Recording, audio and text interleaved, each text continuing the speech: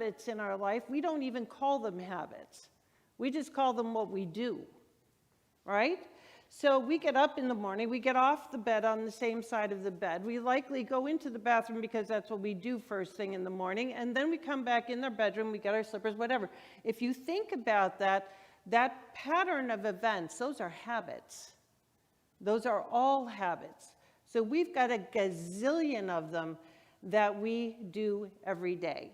And the interesting thing about habits, like you think about when you learn to drive. Do you remember as a 15 or 16 or whatever year old kid, with me it was 20-year-old kid, that got behind the wheel and it was scary. And you had to really think about where that brake pedal was. And you had to really think about where the gas was. And turning was scary. And being in traffic was scary. And everything about it was scary because it was so new. And you think about that in contrast to how you drive today. That habit is so ingrained in you, the habits of moving your foot around, the habits of looking and watching for particular things are so ingrained, they're natural. They are just incorporated, they're part of who you are now. So we're going to talk about those kinds of habits, but in interesting ways. Because I think there are a lot of habits in my life, I know, and probably some in yours, that you would like to see change. And you'd like to see shift a little bit. So we're going to talk about how to incorporate these changes, how to create new habits if you have some imperfect patterns in your life, some imperfect patterns. Up for it? Good. Yay. Okay. So number one, the first thing that we got to do if we'd like to change a pattern or a habit is we've got to create a little bit of a plan. And here's what I mean. So Leland and I, and some of you may have heard this story before, and if you haven't, forgive me, but it's a great story. Leland and I went to Wisconsin once, and we were going there for a 50th wedding anniversary of my aunt. And we decided not to tell anybody except for the family that we were coming. We told nobody. Because otherwise we'd be visiting here and visiting there. You know, that's our habit when we go to Wisconsin. We're all over the place visiting people. We didn't want that, so we didn't tell anybody that we were coming. And we decided that we were just going to live on the cuff. We wanted to just, our lives are so schedule driven, both Leland and mine, that we didn't want to have a schedule for anything. We didn't want to have a destination before we had to be to the 50th wedding anniversary, so we had 2 days that we could do anything we wanted, anything. And we went with 0 plans. It was awesome. It was terrific. And we land in the airport and we get our rental car and we go into the parking garage, and I have a clear picture of this in my mind. You know, it was multi-story and everything. This is in Milwaukee, Wisconsin. And they had these huge, like 6-8 foot pylons holding up the next level. And so our car was parked right in front of one of those pylons. So we get in the car and we're looking at the pylon and we're just looking at it. And we realized that we couldn't leave the parking spot without a plan. We had to point the car in some direction. That was such a great lesson for me. We think that we're going through life without a plan, and it's simply not true. And this is an illustration of that. If we went for the rest of that vacation without a plan, we would be sitting there still looking at that pylon, right? So we don't think that we have plans, but I'm here to tell you that you do. You do. And it's ours to notice what those plans are. It's ours to notice what the habit pattern is. And once we can notice what it is, once we shine the light of awareness on what it is, then we can change it. We have the opportunity to change it. Okay? So that's number one. Now, we have conscious ways of building ideas around here. One's called visioning, like we're doing right after celebration today. If you're interested in learning about that, join us for that. We'll teach you about visioning. Mel's going to do a great job facilitating that today, I have no doubt. And that question is, what's God's big idea for this? Now, when we have something particular in mind or an area of our life in particular that we'd like to change, that's terrific.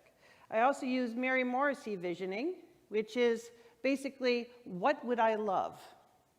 That's the question that I entertain. What would I love? And that's more of a cognitive kind of thing. So one's more of a spiritual kind of thing, one's more of a cognitive kind of thing. All of them work. But they can help you to start to determine what direction you want to point your car in, if you'll forgive the analogy. Yeah? Okay. So number 2 in this imperfect practices, building new habits. Number 2, a wise person said to me just a couple weeks ago, fear and guilt are poor motivators. Fear and guilt are poor motivators. And I'm going to add the word shame to that too, because I did a lot of Brene Brown research for this. Fear, guilt, and shame are poor motivators. But when we look to make changes in our life, when we look to change our behavior patterns, when we look to create new goals, new habits, fear, guilt, and shame are some of the main things that we use as motivators. And they don't work. They don't work. So what's an example of this? I'd like to drop some weight. Why? Shame. I don't like the way my body looks.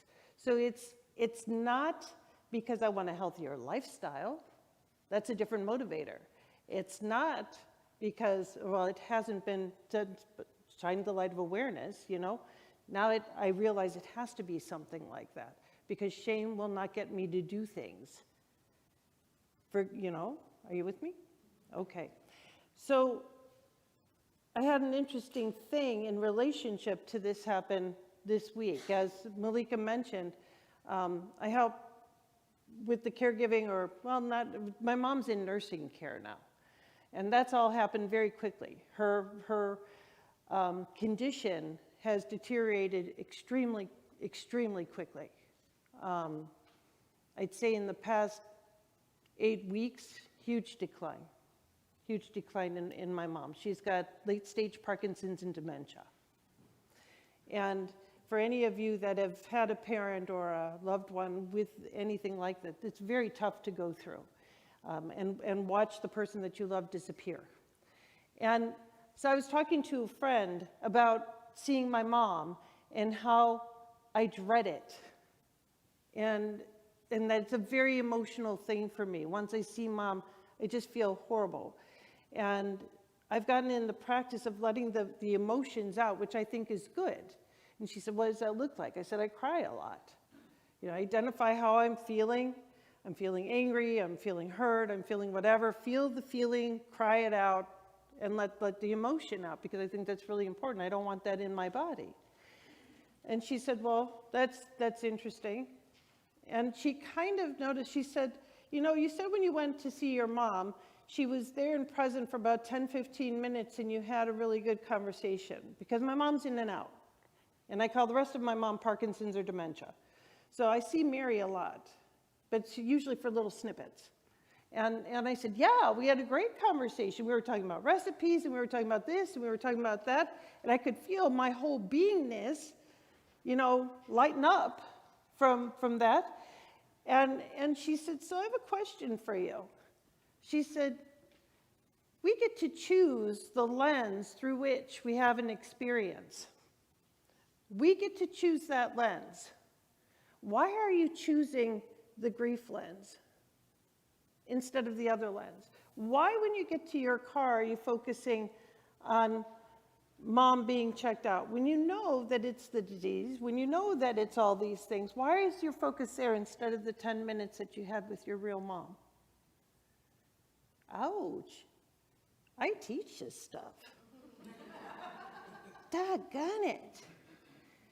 She was right. She was absolutely right. And I tell you what happened, and I'm telling you this because my mom, for the last several months, has been saying to me, you don't know what you look like. And she's very bothered. She said, you don't know what you look like. You don't know what you sound like. But I knew what she meant, because I'd go into my mom's room like this, not physically, but figuratively. I had my armor on. I had my armor on because Mom could hurt me. Not used to, she still does. When she's in dementia, she can say some pretty nasty things to me. It's not my mom. My mom loves me. It's dementia. But my hands are, figuratively, have been up in defense mode. And I got into such a habit pattern of that, I was going in there expecting and preparing myself to be hurt. So it is. Exactly, and so it is. And when she's shown the light of awareness, I get to choose my lens. I get to choose my lens. I got to change that habit pattern. And I'm here to tell you there is likely a habit pattern or two like that in your life that I'd like to shine the light of awareness on right now. That you have the opportunity to choose where you direct your attention. When she's shown, now it doesn't matter that that's 10 minutes out of a 2-hour conversation. It really doesn't matter. What matters is what I decide to focus my attention on and where I decide to put my attitude. Once she shown the light of awareness of that to me, and believe me, people have been trying for a while, but somehow the way that she said it, I got it. I got it, and I got it on a deep level. The next several times I've seen my mom, I'm a different person walking in that room. I'm a completely different person. This is not happening. I'm looking for Mary. I'm actively looking for Mary, and when I find it, I'm so happy because I do find it. And now when I get to the car after the visit, I'm not sitting there crying. I'm smiling because I got to see her again today. Yay! Complete shift in paradigm. She hasn't changed. Her condition is changing, and not necessarily for the better. I changed. Now both of us get to have a different experience of our visits. Both of us do. So it's important for us to recognize our habit patterns and where they come from, shine the light of awareness on them. Is this really where I need to focus my attention, or can I focus it somewhere else? All right. FFTs. If you saw the video, I talked about FFTs. And as I said, I studied Brene Brown for this talk. I love Brene. Love Brene. And so I was looking at Brene's work, and I looked up habits, Brene Brown, and she said one of the reasons that people are not quick to change their habits is something called FFTs. So, first F. I'm not going to use Brene's word. I can't. I'm on the stage. I will use flippin'. Brene's cheeky. I love Brene. I will use flippin' as the first word. You can fill in the blank however you want for that first F. Flippin'. The second, first, T, times. Flippin' first, times. She said that is the #1 reason that people get stuck in their current habit patterns. Flippin' first times. Because when we decide to change a behavior, when we decide to do something different, there is a first time that we have to create that new behavior. Sometimes it might be something like getting up on this stage, like Malika, and she did it anyway. I think probably every time you get on this stage, Malika, it's probably an FFT, isn't it? Yeah. Isn't it nice to have an acronym for this now? Because again, now we can call the thing a thing. Once we have the light of awareness on something and the thing is a thing, we can't get away from it anymore. It's a thing. So FFTs are present in our life all over the place, even if it isn't an FFT. Feels like it. So why are FFTs in place? Because our ego self has an important job of making sure that we don't experience embarrassment. And it goes to great lengths to make sure that we don't experience embarrassment and shame. So much so that we get stuck in our perfectionism and we don't move. We don't move at all. I have an example of this that might seem weird, but it's this principle, and it might be able to apply this principle to something in your life. I have a friend that has this huge garden area in front of his house. It's beautiful. He's been working on it for a year and a half. He's been buying up plants all over the place. He gets dead plants from like Home Depot, brings them back to life, and they're stunning. He's got pots and pots and pots that he's going to plant in this big thing in front of his yard, right? And they're on the side of his house. And he's planting and planting and planting, and they're still at the side of his house. Now they're about to leave to go out of town on vacation. And so suddenly, the fear of hurricanes has motivated him into action, because those pots could get blown away while he's gone, and now all this work that he's done cultivating these plants would be gone. So what's the FFT? Putting that first plant. What if it's in the wrong place? What if it doesn't look right? What if I don't have the things to fill in?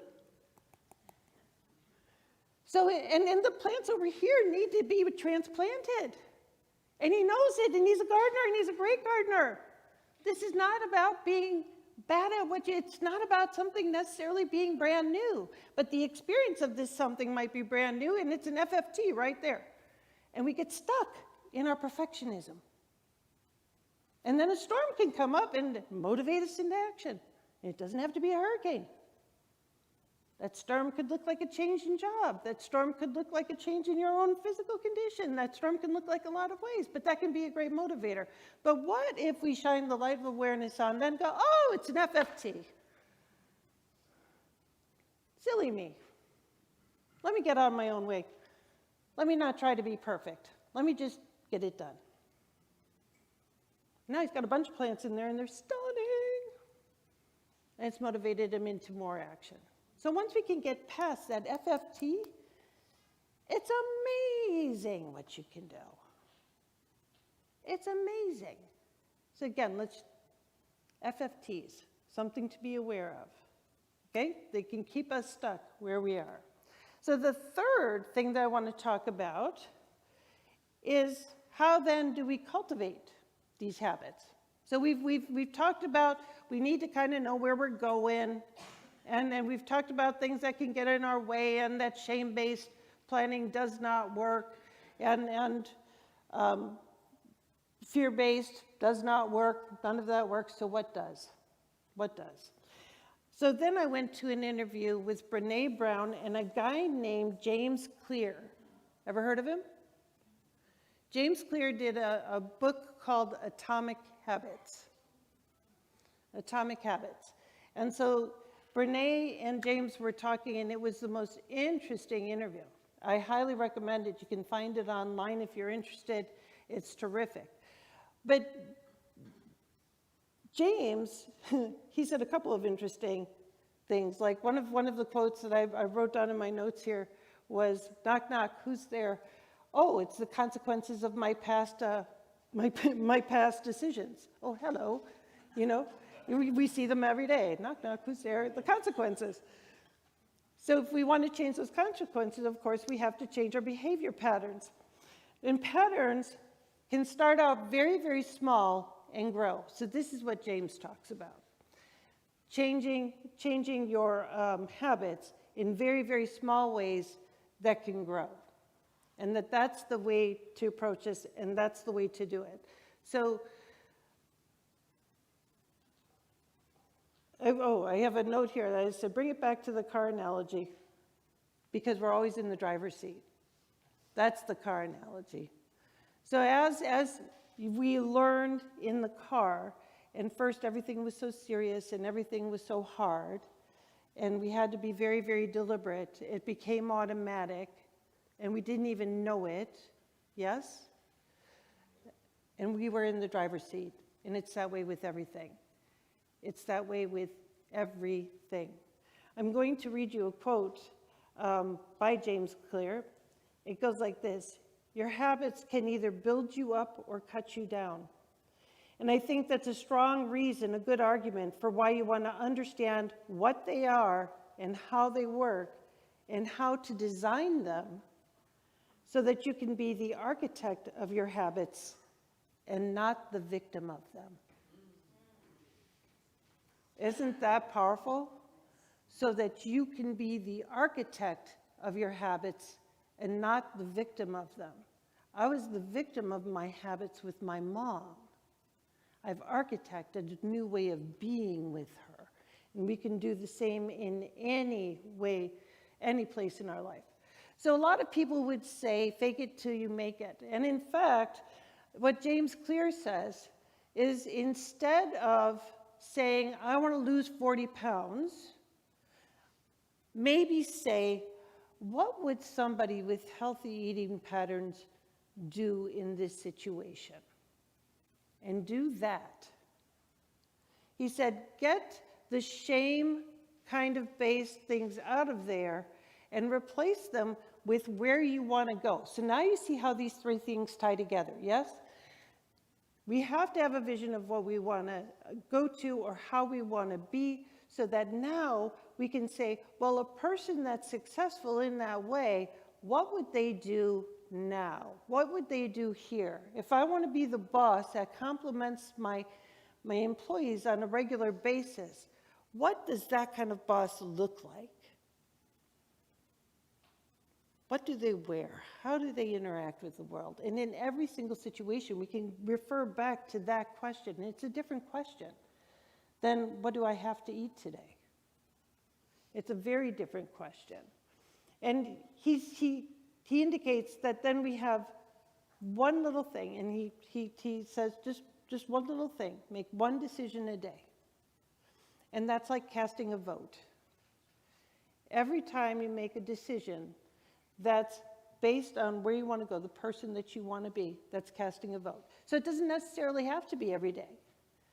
And it doesn't have to be perfect. It takes the perfectionism out. So the votes build. The votes build so that this new habit is in place eventually and becomes like driving the car. But it's one decision at a time.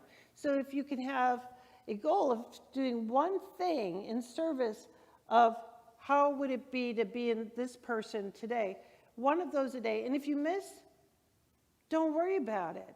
The votes are still accumulating as you do it tomorrow and the next day. And maybe the next day you do 5 things. That's 5 more votes. Isn't that a different way of looking at it? And there's a cumulative effect. So that if we mess up a day or two, or if we go on vacation and don't do it at all, or we get tied up in life for a minute, we can go, oh, well, there's still some effort that I've put in towards this. It's such a different perspective of looking at it. It takes out the shame. It takes out the guilt. It takes out some of the fear and replaces it with the means to build a habit pattern. I thought it was pretty brilliant. I thought it was very brilliant. And so I encourage you to take a look at that. Fake it until you make it. They talked in this interview about faking it until you make it, and you hear that a lot. And both he and Brene said, I hate that. I hate fake it until you make it. He is not saying fake it until you make it. And here's why. If you're faking it, your brain has no substantial evidence that that's what you're doing. If you choose to put on this other person and you start to take one step and then one step and then one step, one vote, then one vote, you now have your support for your brain that you are that person. You're not faking it. And that's why it's important to do this in tandem. And you're not faking it until you make it. You're actually stepping slowly into your greater yet to be. I thought that was brilliant. Brilliant. Don't fake it until you make it. Be it now as much as you can. And it could be just one tiny step. But all those steps add up. All those steps add up. So, what does all this have to do with science of mind? I bet you guys are wondering. And let's see if you remember. The question on everybody's mind then would be, you remember! Yes, for those of you that didn't hear that, the question on everybody's mind would be, what would Ernest Holmes say? I found, this is again, it's not written Ernest Holmes, it's actually from his radio show, this thing called Life. From Sunday, June 29th, 1951. And the name of the radio cast was How Habits Are Formed. The reason that anyone reacts to a subconscious command or a habit is because he has accepted the command without reservation. He has taken it into the very depths of his mind. Going back to the car analogy, that's why when somebody approaches, we can hit the brake fast, right? That's kind of subconscious programming we were talking about. And now that he has done this, the thought pattern takes control and works for him. He doesn't even have to think about it. The wonderful part about this is that we can use this technique of building habits to bring good things into our life, to bring happiness, health, and success. And if we want to form these new thought patterns, we simply begin to use new command words and persist until they work automatically for us. So let's go about this in a direct way. Let's stop for a moment and examine our own words, our own commands. How many of us are listening to the confusion of the world and all the words that go to make up this confusion? This was written in 1951. Even in the face of all this confusion, we can still speak a word of peace. We can still speak a word of peace with authority because we know that behind humanity's conflicts, there's always the peace of God, which is never disturbed by our strife. When we become disturbed inside about anything, then it is a moment to be still and say peace. Isn't that great? When we become disturbed inside about anything, then this is the moment to be still and say peace. And when we are afraid of anything, then it is time to speak the word faith. And when we become angry or listen to words of hatred, then is the moment to use the word love. It is not enough to simply do this once or twice, but each of us must discipline himself so that he persists in using these creative spiritual commands. We must do it over and over again until what is first and conscious and deliberate effort to speak good words becomes so embodied in our minds, so completely accepted that there is nothing within us that argues with the good we speak. Love that. We must let the words faith, love, and life become so deeply seated in our minds that we use them automatically. And when this happens to us, when we have accepted this spiritual habit, we shall discover that life responds to the words we use in exactly the same way that we use them. Isn't that Marvy? Love Ernest. So, I think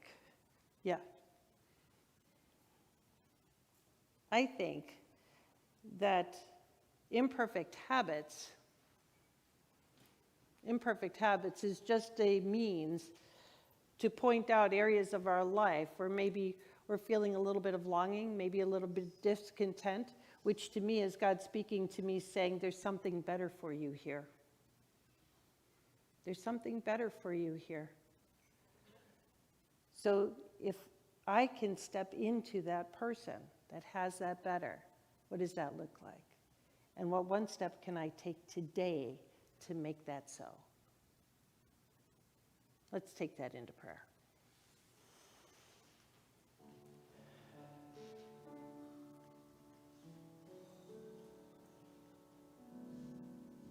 There is one power, one presence, one light. One love, one peace. There is just one. I'm speaking in that space. I'm speaking from that space. I am that space. I am infinite intelligence made manifest. I am made of stardust, and so is each one in this room, watching this video. We are magical. We have been gifted with free will to experience life as we choose. As we choose. And right here and now, I recognize that it's my habitual thoughts and actions that create my life experience. I know I am like a rubber band and I've just been stretched and cannot return to where I was. I know that I leave here today and speak the word for each and every person that I've just mentioned. We all leave here today stretched with a new understanding, with a new lens, with new light shown on areas of our life where maybe we make a slightly different choice. And I know there is ripple and ripple and ripple upon ripple on these new choices that are be created and made. I know that more love is experienced, more health is experienced, more peace is experienced, more good is experienced, and more God is experienced. And these ripples just go out into the world and are changing the world for the better. For this and so much more, I am grateful and thankful. And in this gratitude, I release my word into law, knowing it is done. So I invite you to claim and anchor this with me by saying, and so it is, so be it.